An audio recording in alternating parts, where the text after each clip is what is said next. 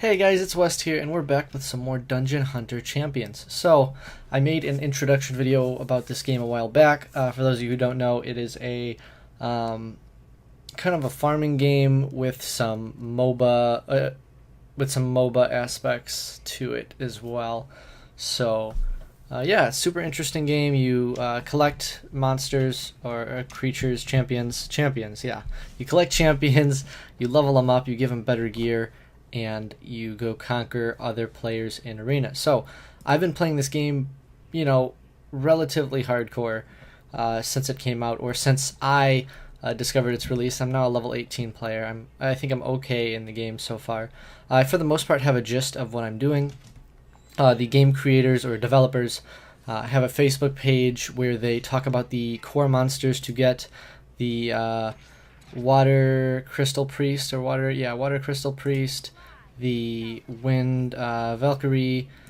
You've got the the nature Valkyrie, and then we have the nature Grublin shaman, as well as the light boon sister. I don't have her yet. I'm just showing the water boon sister, the light boon sister as well. Those are the core monsters they tell you to get when you're building your first team, which is the Elder Drake team, because of course you want to get to B10 as fast as possible so that you can get that awesome gear for your characters or your champions. So I've been farming a good bit, experimenting a little bit with different things. Of course, you got the water spearman fairly early on, and I built him up to plus 12. But I'm not really happy with his farming speed or his consistency. I feel like his damage output is not amazing. It could just be me. I could be doing something wrong along the way, but I'm not a huge fan of him. And also, his usability in Elder Drake is not very great. Just because he's a damage dealer, he's relatively squishy, which means he's going to die fairly often. So, I pulled this guy a while back, the Skand Warlord, the Water Skand Warlord, and it said Epic Farmer Must Have, right?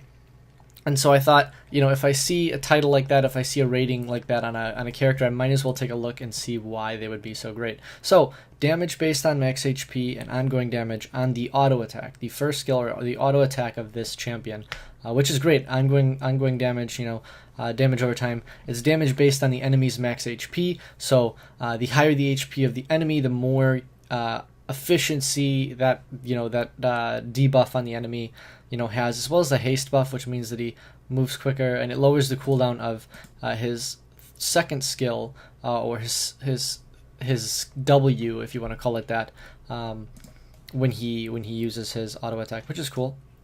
So damage based on max HP. Obviously he's a tank monster. It does say that there. You can see his base HP is fairly decent. For being 5-star level 35, I think it's a pretty good stat. Next we have the Q, which does more ongoing damage, and if they already have ongoing damage, it puts on a slow in addition.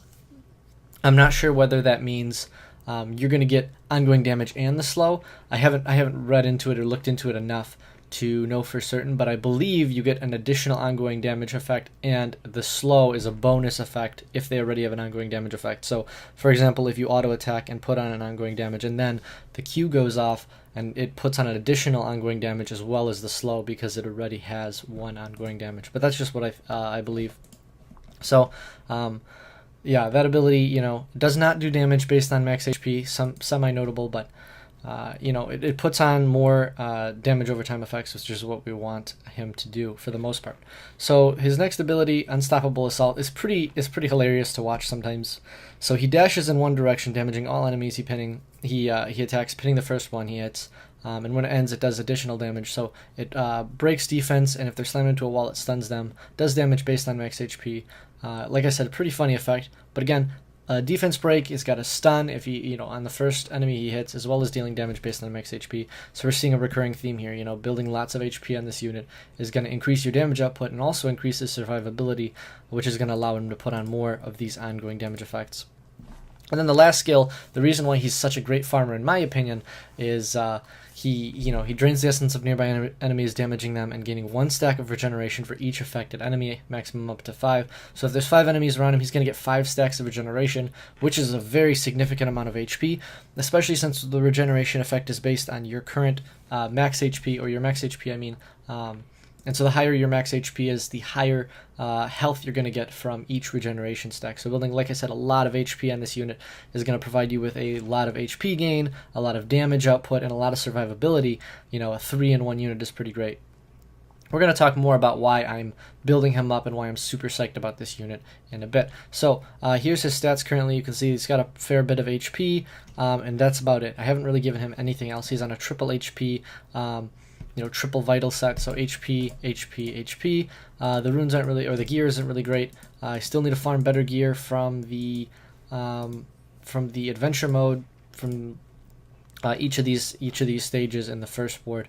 But I've been farming him on board 1, scenario 3, of course, and he's got a leadership skill for himself, which is nice. The 33% max HP for water champions, which means he's gaining even more HP by being the leader. And you can see the battle rating is actually showing him a lot lower, because I'm not exactly sure how the battle rating system gauges champions, but you can see that his rating is actually 500 lower than the Water Spearman, but his performance seems a lot better. He's a lot more consistent, and he doesn't require the vampiric gear that they give you in the beginning, so he's not kind of limited in in where he can grow. So we're going to go ahead and we're going to show him farming here. I'm not going to do anything. I'm going to leave it on auto. You can see the numbers there, not too terrible. You see the regeneration effects going off. I am running him with this buffer, the nature Grublin Shaman. That's not to give me survivability or anything. That's just because I'm trying to max level him. I just made him 5-star today. So this guy was working at 4-star level 20 with equivalent gear, like 4 and 3-star vital gear yesterday. So I mean, he could farm with fairly low stats, but like I said, you can see his damage is not terrible. Damage based on max HP, of course, as a bonus on his auto attack.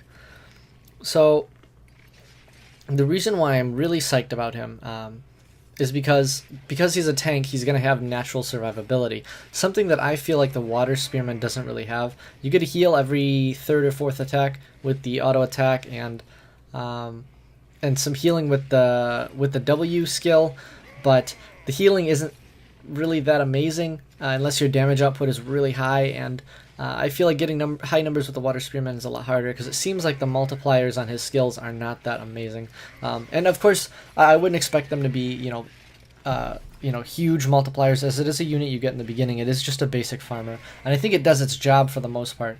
But I think moving forward, this is a unit I'd much rather build. Also notable, I'm building this guy for my Elder Drake team for my 5th slot, right? So we have the nature Grublin dude, we have the Light Boon Sister, we have the water priest, Crystal Priest, and we have one more, and the nature Valkyrie.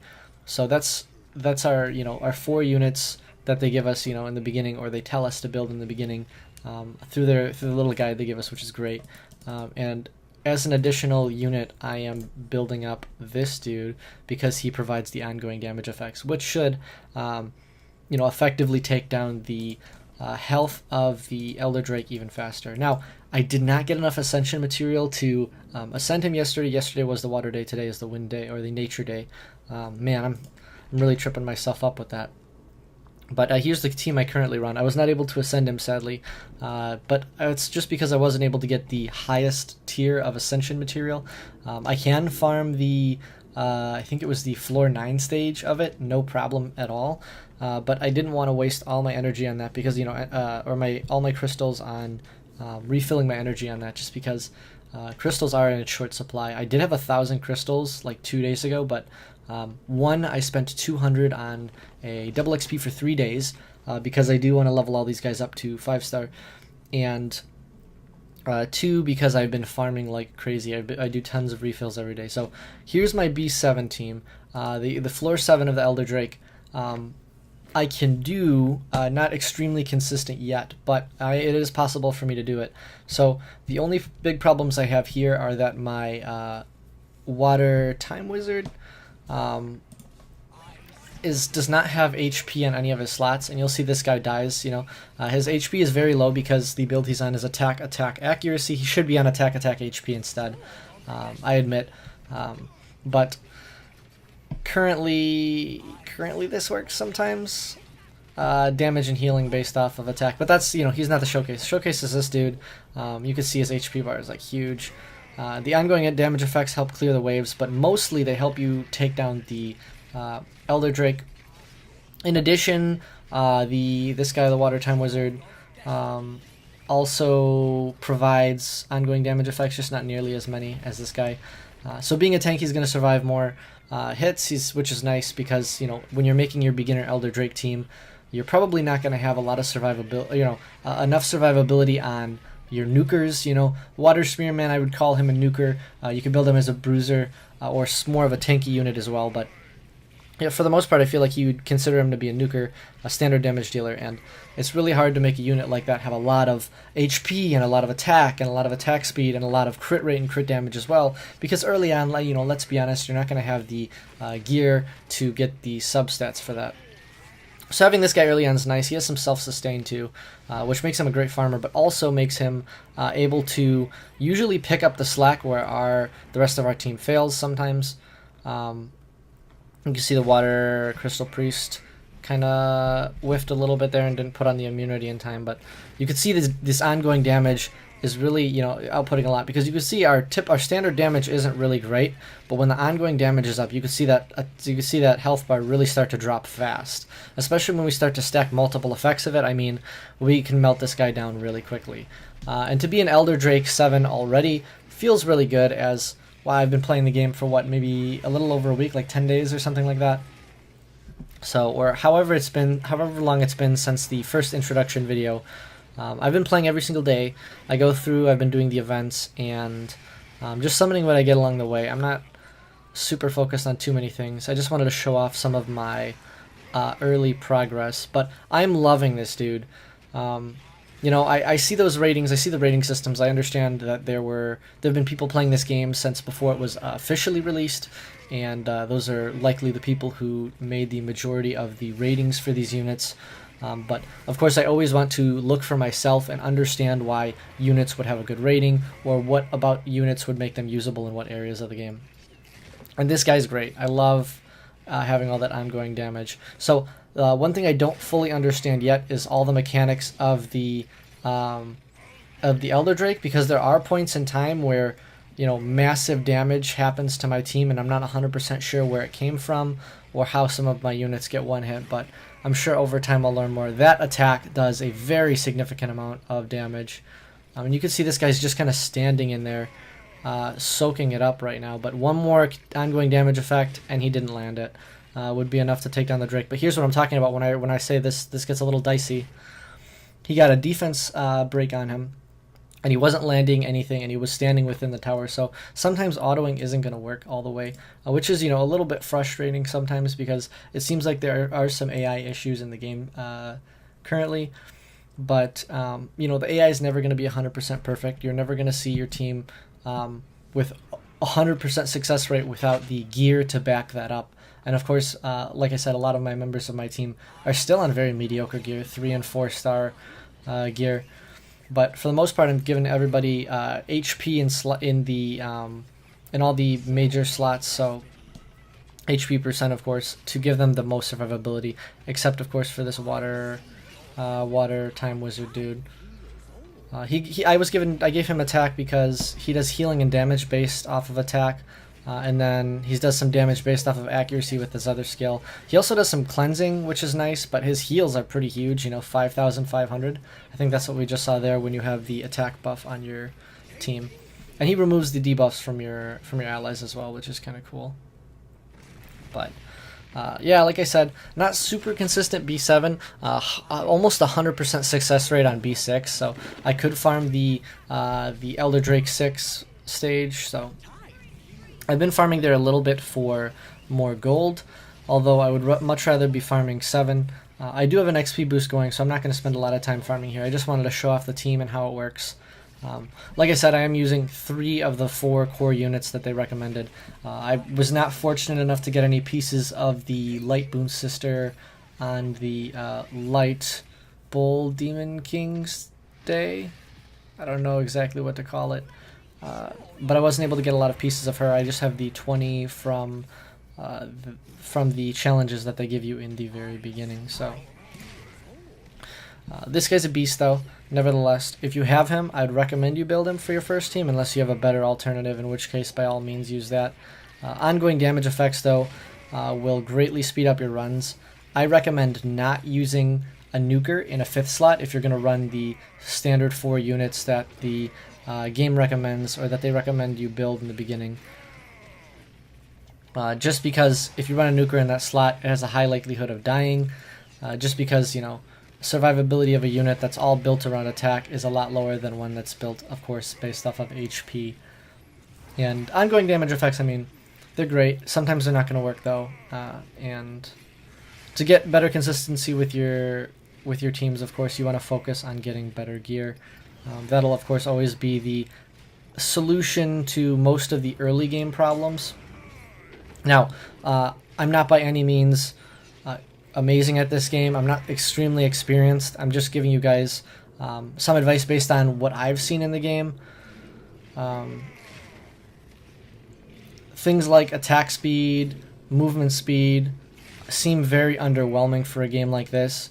It seems a lot more beneficial to get all the core stats for your units, high HP, high defense, for survivability, mostly HP though, and then attack on some units that do additional damage based on attacks. And if he had stood there with that defense break on him, he would have died, and you see he died because he had the defense break, which is very frustrating because it seems like a lot of times my units will stand inside of the the stun circles from the towers and just eat damage. And I understand he's a tank, so he's going to frontline himself or assort himself with the front line. But you can see she died a few times here. Rhoda, the Nature Valkyrie, which is just due to not having enough HP yet. The game recommends for the Elder Drake 10 stage to have 40,000 HP on all units, I believe. And this is just from me reading the loading screens in between, and 60% accuracy. I believe I saw that somewhere as well. So I'm probably going to be working to get all these guys up to 40,000 plus HP. If I 6-star anything, it'll probably be this dude, because he's going to be my main farmer for a while, and because his ongoing damage effects help out a lot in the Elder Drake. So I have an okay amount of food. It looks like I'm going to be short maybe one champion to feed up to, because I've got 3 of these Fuzzle Puffs, and then I've got Fire Bounty Hunter, who I'm not sure whether or not I'm going to feed him. But he is a 5v5 unit, which is why I'm considering keeping him for now. I don't know. We'll see. We'll see later. I don't have many 3-stars left, and I know it looks like there's more than there is, but I don't have a lot of 3-stars worth of food left because I've spent a lot of resources just trying to make these guys all 5-star. So probably going to 6-star him. I'm probably going to go through adventure mode just a little bit more, trying to get some 4 and 5-star gear. Maybe I'll eventually be able to do the Elder Drake B7 or the Elder Drake floor 7, stage 7 to get some more gear, but we'll see how it goes. I'm going to make sure I run through this double XP and be as efficient as possible, though, in the meantime. If you guys enjoyed this and you guys are going on your own Dungeon Hunter Champions adventure, go ahead and tell me all about that in the comment section below. Thank you guys so much for watching, and I'll see you guys in the next video. Hey guys, it's West again. If you enjoyed the video, please like and subscribe for more.